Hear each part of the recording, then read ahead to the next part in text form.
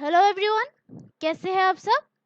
आज हम जो कि दुनिया का जो फर्स्ट जेनेटिकली मॉडिफाइड रबर जो है जिसको आसाम में प्लांट किया गया है, तो उसी के बारे में जो है हम आज के इस वीडियो में डिटेल में डिस्कस करेंगे कि जीएम है क्या, जेनेटिकली जेनेटिकली मॉडिफाइड ये जो है क्या ये, और इसकी ज़रूरत क्या है, आवश्यकता क्या है, और इसका जो प्राकृतिक रबर जो है वो कहाँ कहाँ मौजूद है, कहाँ कहाँ पाया जाता है, और इसका जो मतलब भारतीय जो परिदृश्य है वो सब क्या है। तो इन सभी के बारे में जो है आज हम डिटेल में डिस्कस करेंगे इस एनालिसिस के वीडियो में, जो कि आपके एग्जाम पॉइंट ऑफ व्यू से बहुत ही इंपॉर्टेंट होगा, और जो भी आप कम्पिटिटिव एग्जाम्स के लिए प्रिपरेशन कर रहे हैं उन सब के लिए भी बहुत ही फायदेमंद होगा। तो इस वीडियो को जो है एंड तक जरूर देखिएगा, और साथ ही साथ लाइक करना मत भूलिएगा। और अभी तक अगर आप लोगों ने हमारा चैनल सब्सक्राइब नहीं किया है तो प्लीज़ सब्सक्राइब कर लीजिए, और साथ ही साथ बेल आइकन भी दबा दीजिए ताकि आपको अगला नोटिफिकेशन मिल सके।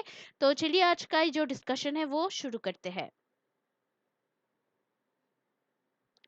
तो भाई रबर रिसर्च इंस्टीट्यूट जो कि आसाम में है उसमें अभी दुनिया का जो पहला जो फर्स्ट जो जेनेटिकली मॉडिफाइड जो रबर प्लांट जो है उसको प्लांट किया गया है इसमें। और इसको प्लान करके जो है आसाम जो है दुनिया का सबसे पहला मतलब ये जो प्लेस है वो बन गया है। तो अभी जो है ये रबर संयंत्र जो है इस क्षेत्र के लिए विशेष रूप से डेवलप्ड अपनी तरह का जो है पहला संयंत्र है। और अभी ये जो है जिसके कि मतलब इसके चलते जो है जो कि नॉर्थ ईस्टर्न जो रीजन जो है उसकी जलवायु परिस्थितियों में जो है रबर के अच्छी तरह से डेवलप होने की आशा है। तो अभी थोड़ा सा जान लेते कि ये जेनेटिकली मॉडिफाइड ये है क्या।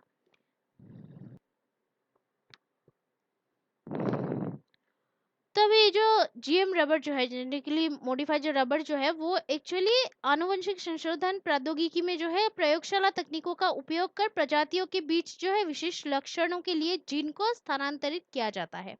तो अभी ये जो जेनेटिकली मॉडिफाइड जो है वो अभी टेक्नोलॉजिकली जो है इसमें जो कि प्रयोगशाला तकनीकों का जो है उसका यूज करके जो है प्रजातियों के बीच जो है कुछ मतलब खास जो लक्षण जो होते हैं उनके लिए जो है जीन को मतलब ट्रांसफर किया जाता है। और ये जो रबर जो है इस रबर में मैंगनीज युक्त सुपर ऑक्साइड डिसम्यूटेड यानी कि MnSOD जीन को अंतर्वेशित कराया गया है। ठीक है। तो अभी ये जो है जिसके की चलते ये जो है जो कि नॉर्थ ईस्ट में जो है शीत ऋतु में पड़ने वाली कड़ाके की ठंड का मुकाबला करने में सक्षम होंगे।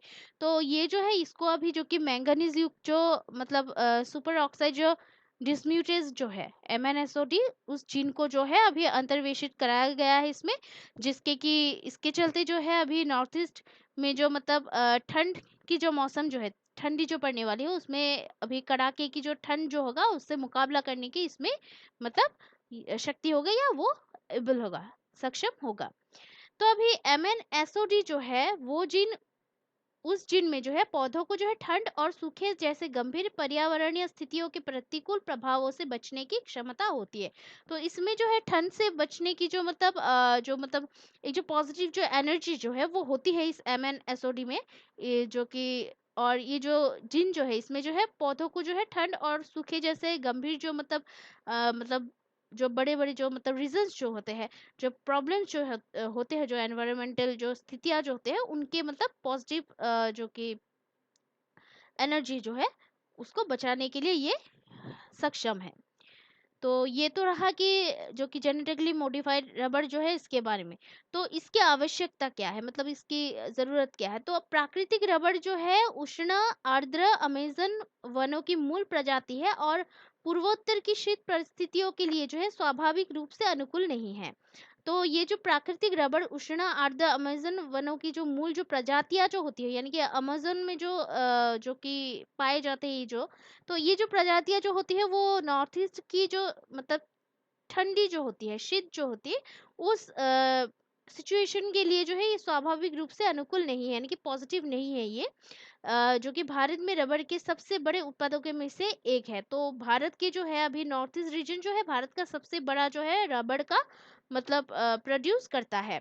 तो अभी शीतकाल के दौरान जो है मृदा के लगातार शुष्क बने रहने के कारण जो है रबर के पौधे की जो वृद्धि जो है वो रुक जाती है। तो अभी शीतकाल के दौरान जो है मृदा के लगातार शुष्क बने रहने के कारण जो होता है, जो अभी मतलब इस वजह से ही जो होता है कि अभी ये जो क्षेत्र जो है, ये जो मतलब एरियाज जो है, उसमें रबड़ के जो पौधे जो होते हैं उनके परिपक्व होने की अवधि लंबी हो जाती है। यानी कि मतलब अभी शीतकाल के दौरान जो मृदा के लगातार शुष्क बने रहने के मतलब कारण रबड़ के पौधे जो है वो उसमें वृद्धि भी रुक जाती है। और यही कारण है कि इस रीजन में जो है रबड़ के जो पौधे जो है उसको मतलब जो कि परिपक्व होने के लिए मतलब यानी कि मैच्योर होने के लिए जो उसकी जो मतलब जो टाइमिंग जो होती है, जो समय जो होती है, वो ज़्यादा लॉन्ग हो जाती है, वो ज़्यादा लंबी हो जाती है। तो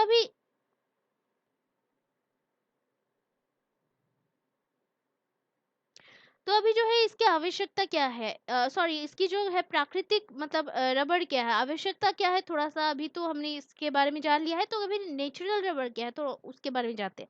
तो अभी वाणिज्यिक वृक्षारोपण फसल यानी कि कमर्शियल प्लांटेशन क्रॉप, जो कि रबर हेविया ब्रासिलियेंसिस नाम का एक जो मतलब पेड़ जो है उसके लेटेक्स से बनाया जाता है इसको। और रबर को जो है बड़े पैमाने पर जो है एक रणनीतिक औद्योगिक कच्चे माल के रूप में माना जाता है। यानी कि एक जो रॉ जो मतलब मटेरियल होता है उसी के तौर पे इसको माना जाता है। और इसे जो है रक्षा, राष्ट्रीय सुरक्षा तथा औद्योगिक विकास के लिए जो है विश्व स्तर पर विशेष दर्जा दिया गया है। देन उसके बाद आता है कि वृद्धि के लिए जो आवश्यक दशाएं जो है यानी कि कंडीशंस फॉर ग्रोथ।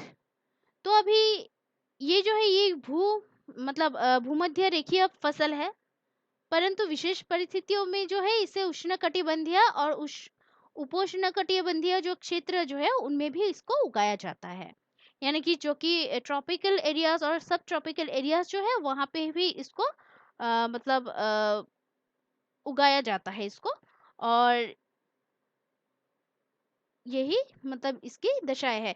और इसका इसके लिए जो है तापमान जो है वो नम और आर्द्र जलवायु के साथ 25 डिग्री सेल्सियस से अधिक तापमान होनी चाहिए। और बारिश जो है वो 200 सेंटीमीटर से ज्यादा होनी चाहिए। मृदा का जो प्रकार जो है वो अच्छी जल निकासी वाली जलोढ़ मृदा है। और इस रोपण फसल के लिए जो है कुशल श्रम की सस्ती और पर्याप्त आपूर्ति की आवश्यकता होती है। तो ये जो मतलब फसल जो है इसके रोपण के लिए जो है जो कि कुशल जो श्रम जो है यानी कि जो लेबर जो है और जो कि इजी मतलब चीप और सफिशिएंट जो आपूर्ति जो है उसकी जरूरत इसमें होती है। देन उसके बाद आता है कि इंडियन सिनेरियो, यानी कि भारतीय जो परिदृश्य जो है वो क्या है। तो अंग्रेजों ने जो है भारत में पहला रबर बागान जो है साल 1902 में केरल में पेरियार नदी के तट पर स्थापित किया था। तो ब्रिटिश ने जो है वो पहली बार जो है 1902 में जो है केरल में जो है पेरियार नदी के तट पर इसको स्थापित किया था। एक जो रबर बागान है इसको पहला जो है। देन उसके बाद भारत वर्तमान में जो है उच्चतम उत्पादकता जो कि साल 2017 से 18 में 6,94,000 टन के साथ जो है विश्व में प्राकृतिक रबड़ का छठा सबसे बड़ा उत्पादक है। तो अभी भारत जो है वर्तमान में जो है एट प्रेजेंट जो है सबसे जो ज्यादा जो उत्पादकता प्रोड्यूस करने में जो है साल 2017 से 18 में जो है 6,94,000 टन के साथ जो है दुनिया का जो है वर्ल्ड का जो है प्राकृतिक प्राकृतिक रबड़ का मतलब नेचुरल रबड़ का जो है उत्पादन करने वाला छठा वो देश है। और टॉप रबर जो प्रोड्यूसर्स जो स्टेट्स जो है वो है केरल, तमिलनाडु और कर्नाटका। तो अभी इसके लिए जो है कुछ गवर्नमेंट की भी मतलब इनिशिएटिव्स गवर्नमेंट ने भी ली है। तो वो लोग वो तो है भी कि रबर प्लांटेशन डेवलपमेंट स्कीम और rubber group planting scheme rubber के लिए जो है सरकार ने नेतृत्व वाली ये जो इनिशिएटिव जो है ये इसके उदाहरण है। तो अभी गवर्नमेंट ने जो है जो गवर्नमेंट के द्वारा जो लिए गए जो कुछ जो इनिशिएटिव जो है उसमें जो है अभी रबर प्लांटेशन डेवलपमेंट स्कीम है एक तो है ये, और दूसरा जो है रबर ग्रुप प्लांटिंग स्कीम। तो ये जो दोनों ही जो मतलब स्कीम जो है वो अभी रबर के लिए जो है गवर्नमेंट के मतलब लीड में लेने वाली जो इनिशिएटिव्स जो है ये रहे दो। देन रबर, कॉफी, चाय, इलायची, ताड़ के वृक्ष जो है, ये जो मतलब पेड़ जो है रबर, कॉफी, चाय, इलायची, ताड़, इन और जैतून, तो उनके जो मतलब प्लांटिंग जो है, वृक्षारोपण जो है, उसमें अभी 100% प्रत्यक्ष विदेशी जो निवेश है, एफडीआई की जो अनुमति जो है वो है। अभी विश्व स्तर पर जो है प्रमुख उत्पादक थाईलैंड है, इंडोनेशिया है, मलेशिया है, वियतनाम है, चाइना है और भारत है। और प्रमुख जो उपभोक्ता जो है, यूजर्स जो है, वो है China, India, America, Japan, Thailand, Indonesia और मलेशिया। तो अभी भारत की जो राष्ट्रीय जो रबड़ नीति है वो क्या है, थोड़ा सा वो जान लेते हैं अभी। तो अभी भारत की राष्ट्रीय रबड़ नीति यानी कि इंडिया नेशनल रबड़ पॉलिसी जो है, वो अभी वाणिज्य विभाग द्वारा मार्च 2019 में जो है राष्ट्रीय रबड़ नीति प्रस्तुत की गई थी। तो अभी डिपार्टमेंट ऑफ कॉमर्स ने जो है अभी द नेशनल रबड़ पॉलिसी उसको जो है 2019 के मार्च पर जो है इसको मतलब प्रस्तुत किया था। और इस नीति में जो है प्राकृतिक रबड़ उत्पादन क्षेत्र और संपूर्ण रबड़ उद्योग मूल्य श्रृंखला का जो है अभी समर्थन करने के लिए कई प्रावधान भी इसमें शामिल है। जैसे कि इसमें जो है रबड़ की नई रोपण और पुनर्रोपण उत्पादकों के लिए सहायता, प्राकृतिक रबड़ का प्रसंस्करण और विपणन, श्रम की कमी, उत्पादक मंच, बाह्य जो व्यापार है, केंद्र राज्य एकीकृत रणनीति, अनुसंधान, प्रशिक्षण, रबर उत्पाद निर्माण और निर्यात, जलवायु परिवर्तन संबंधी मुद्दे और कार्बन बाजार शामिल है इसमें। तो ये सब इसमें शामिल है। देन अभी ये जो है देश में जो है रबड़ उत्पादकों के मतलब सामने आने वाली जो है समस्याओं को जो है कम करने के लिए रबड़ क्षेत्र पर गठित टास्क फोर्स द्वारा चिन्हित अल्पकालिक और दीर्घकालिक रणनीतियों पर यह आधारित है। मीडियम टर्म फ्रेमवर्क यानी कि एमटीएफ साल 2017 से 18 से जो है 2019 से 20 में जो है प्राकृतिक रबर क्षेत्र का सतत और समावेशी विकास जो कि sustainable and inclusive development of natural rubber sector, ये जो स्कीम जो है इसको लागू करके उत्पादकों के लिए जो कल्याण के लिए जो है प्राकृतिक रबर क्षेत्र को विस्तारित करने हैं, तो रबर बोर्ड विकास और अनुसंधान गतिविधियों को संपन्न करता है। ये जो मीडियम टर्म फ्रेमवर्क है वो। तो अभी विकासात्मक गतिविधियों में जो है रबर उत्पादन के लिए मतलब रबर के इस विकासात्मक जो गतिविधियां जो है इसमें जो है रोपण के लिए जो है वित्तीय एवं तकनीकी सहायता, गुणवत्तापूर्ण जो कि रोपण सामग्री की जो आपूर्ति है, उत्पादक मंचों के लिए जो सहायता है, प्रशिक्षण एवं कौशल विकास कार्यक्रम जो है इसमें ये भी शामिल है। अभी ये जो है रबर बोर्ड क्या है, तो ये जो है वाणिज्य और उद्योग मंत्रालय के प्रशासनिक जो नियंत्रण में है ये काम करता है अपना, तथा इसका जो है जो ऑफिस जो है वो केरल के कोट्टयम उसमें स्थित है।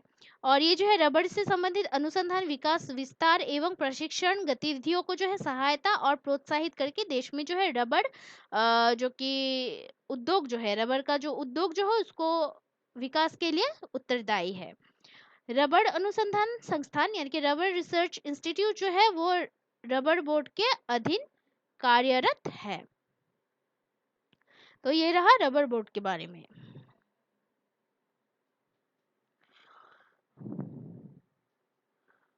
तो अभी आज के लिए इस वीडियो में इतना ही है। इस एनालिसिस के वीडियो में आशा करती हूँ कि ये जो वीडियो जो है आपके लिए बहुत ही फायदेमंद साबित होगा। और हमारे इस वीडियोस को जो है आप लोग देखते रहिएगा, हमारे इस वीडियो के आप लोग देखते रहिएगा, लाइक शेयर सब्सक्राइब करना मत भूलिएगा। और इस वीडियो को एंड तक देखने के साथ साथ लाइक कर देना प्लीज़ मत भूलिएगा। और कोई अगर सुझाव हो तो कमेंट करना मत भूलिएगा प्लीज़। और ऐसे जो वीडियोस जो है उसको हमें बनाने के लिए बहुत ही रिसर्च की ज़रूरत होती है और परिश्रम करनी पड़ती है। तो आशा करती हूँ कि हमारे परिश्रम को आप लोग सपोर्ट ज़रूर करेंगे और हमारे ये जो वीडियोस जो है इसको लाइक ज़रूर करेंगे। सो ऐसे ही जो है हमें सपोर्ट करते रहिएगा। So please keep watching our videos, like share and subscribe. Take care. जय हिंद।